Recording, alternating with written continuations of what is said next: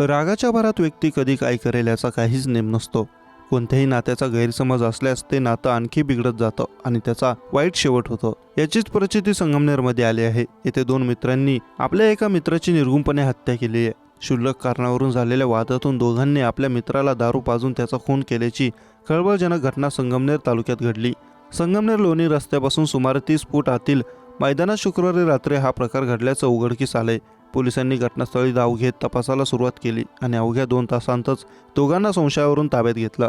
अब्दुल उर्फ अतुल शोभाचंद सावंत असं हत्या झालेल्या तरुणाचं नाव असून या घटनेने संगमनेर तालुक्यात खळबळ उडाली आहे. याबाबत अधिक माहिती अशी की शनिवारी सकाळी समनापूर शिवारातील एका हॉटेलजवळील मोकळ्या पटांगणात गळा चिरलेल्या अवस्थेत मृतदेह आढळून आला. माहिती मिळताच पोलीस उपअधीक्षक सोमनाथ वाघचौरे आणि पोलीस निरीक्षक भगवान मथुरे यांनी आपल्या फौज पाट्यासह घटनास्थळी धाव घेतली.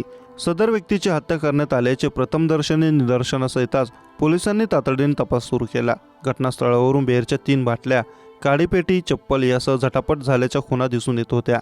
मृतदेहापासून काही अंतरावर मैताचा गळा चिरण्यासाठी वापरलेला चाकूही आढळून आला. घटनास्थळावरून सापडलेल्या बिअरच्या बाटल्या कुठून आणल्या याचा तपास करत पोलिसांनी अवघ्या तासाभरातच आरोपींची ओळख पटवली.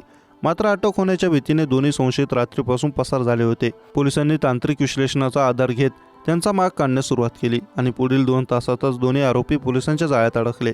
हत्या करणारे दोन्ही आरोपी आणि मयत एकाच समाजाचे आणि नेहमी सोबत राहणारे होते. शुक्रवारी 22 मार्च रोजी रात्री त्यांनी वडगाव पान जवळील एका बिअर शॉपीमधून 3 बिअरच्या बाटल्या घेतल्या.